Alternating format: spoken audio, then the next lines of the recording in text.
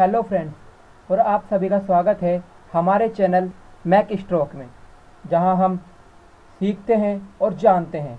तो आज का हमारा टॉपिक है टाइप्स ऑफ फ्लूइड।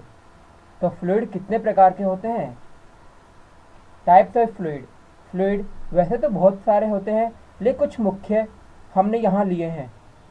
वह है Newtonian fluid, dilatant, pseudoplastic, Bingham plastic, rheotropic fluid, thixotropic fluid. अब इन सब फ्लूइड्स को हम एक ओस्टवाल्ड डी वॉल्स मॉडल के द्वारा समझते हैं। तो ओस्टवाल्ड डी वॉल्स मॉडल में एक इक्वेशन है जो इस प्रकार है: torque equal to A D you upon D Y की पावर एन प्लस बी, जहाँ पे टॉर्क है शियर स्ट्रेस जो कि फ्लूइड के अंदर होता है, और कैपिटल ए है consistency index, D you upon D Y है वेलोसिटी ग्रेडियंट जिसे हम शियर स्ट्रेन भी कहते हैं, कैपिटल एन है बिहेवियर इंडेक्स, और कैपिटल बी है यील्ड स्ट्रेस। फर्स्ट है Newtonian fluid.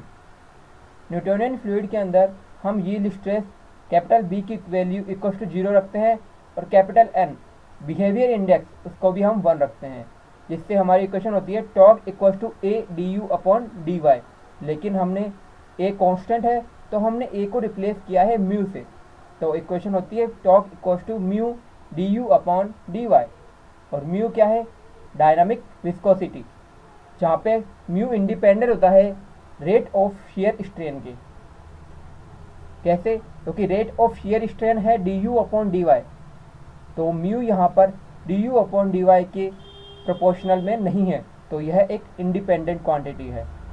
For Newtonian fluid के लिए shear stress is directly proportional to shear strain, जैसा कि इक्वेशन में दिखाई दे रहा है। इसके एग्जाम्पल है, हम इसे ग्राफ से भी समझ सकते हैं। एक तो ऊपर शियर स्ट्रेस है जिसे टॉर्क से रिप्रेजेंट कर रखा है, और नीचे है शियर रेट जिसे वेलोसिटी ग्रेडियंट कहा जाता है d you upon D y. तो सेंटर लाइन है न्यूटोनियन फ्लूइड। इसके एग्जाम्पल है air, water, petrol, diesel and kerosene. Second है डायलेटेंट। डायलेटेंट में यील्ड स्ट्रेस 0 और बिहेवियर इंडेक्स ग्रेटर देन 1 से अधिक होता है। लेकिन अब इसकी इक्वेशन क्या होती है? इक्वेशन वही होती है torque equals to mu d you upon D Y की पावर एन, जहाँ पे हमने म्यू को रिप्लेस किया है ए से, तो इसलिए mu d you upon D Y की power n minus 1 into d you upon D y. N में से एन माइनस 1 एक तरफ और 1 एक तरफ।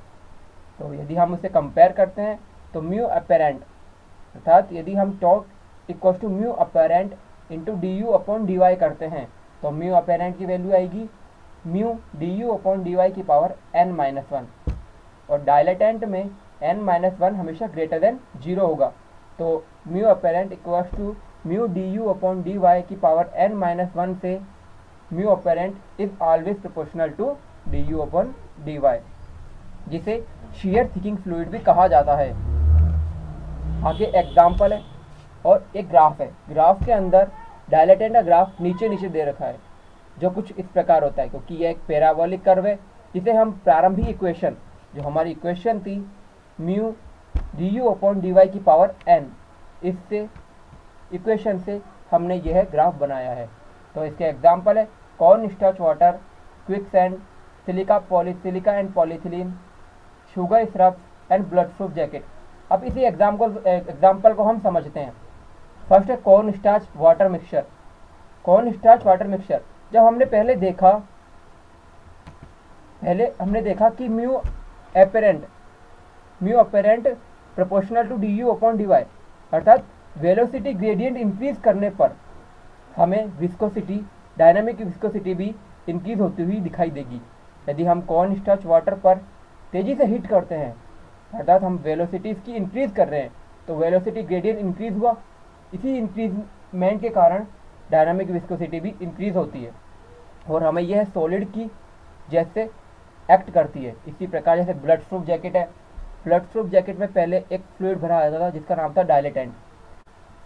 जब बुलेट फास्ट स्पीड से जैकेट पर टकराती है, जैकेट के अंदर भरा फ्लूइड डायलेटेंट है, इस कारण वह velocity gradient is proportional to dynamic viscosity, तो डायनामिक विस्कोसिटी इंक्रीज हो जाती है और वह एक सॉलिड की भांति रिएक्ट करता है और बॉडी को प्रोटेक्ट करता है।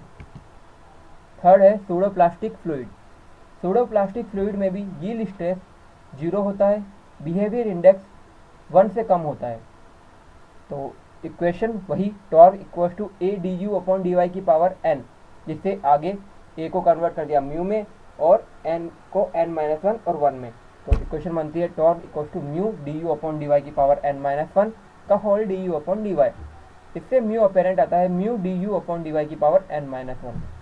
डायलेटेंट के लिए n-1 लेस देन 0, तो mu apparent is inversely proportional to d you upon D y. क्योंकि n-1 लेस देन 0 है तो mu apparent is inversely proportional to d you upon D y, जिसे हम शेयर थिनिंग फ्लूइड भी कहते हैं। अब इस लाइन को हम समझेंगे, mu apparent is inversely proportional to d you upon D y. तो इसी का ग्राफ बनता है कुछ इस प्रकार थर्ड नंबर का सूडोप्लास्टिक का, क्योंकि है भी एक पैराबोलिक ग्राफ है। तो पैराबोलिक ग्राफ कुछ इस प्रकार होगा इसका। तो example latex paint, blood, yogurt, milk. अब लेटेक्स पेंट को समझते हैं। लेटेक्स पेंट हम यूज़ कर रहे हैं क्योंकि यह एक सूडोप्लास्टिक है। सूडोप्लास्टिक प्रॉपर्टी हमने लेटेक्स पेंट में दी है।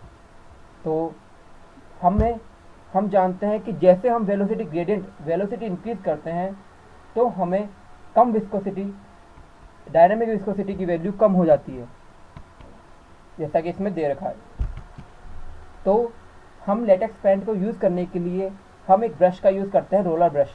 रोलर ब्रश को जब हम दीवार की सतह पर पेंट की जाती है तो रोलर ब्रश की स्पीड काफ़ी अधिक होती है, जो वेलोसिटी ग्रेडियंट को इंक्रीज़ करता है। तो वेलोसिटी ग्रेडियंट इंक्रीज़ होने पर हमारी डायनामिक विस्कोसिटी कम हो जाती है और पेंट आसानी से दीवारों पर हो जाता है।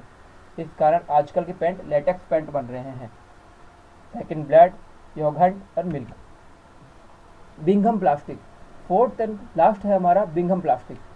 तो बिंघम प्लास्टिक में यील्ड स्ट्रेस 0 नहीं होता है, यील्ड स्ट्रेस 0 नहीं होता है और बिहेवियर इंडेक्स हमेशा 1 रहता है। तो इसकी इक्वेशन होती है torque equals to mu d you upon D y plus b.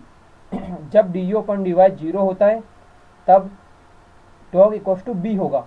तो इसका मतलब हमारा फ्लूइड एक सॉलिड की भांति रिएक्ट करेगा, वो इतना विस्कस होगा जितना सॉलिड होता है।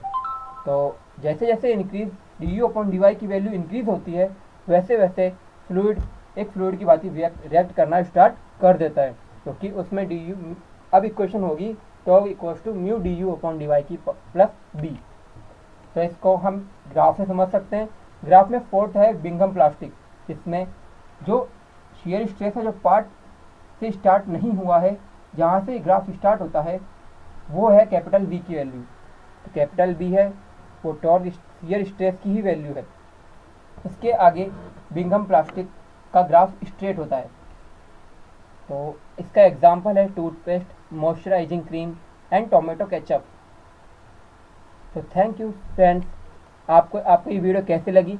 तो इस वीडियो को लाइक करना, कमेंट करना और शेयर करना ना भूलें और हमारे चैनल को सब्सक्राइब करना भी ना भूलें। Thank you friends.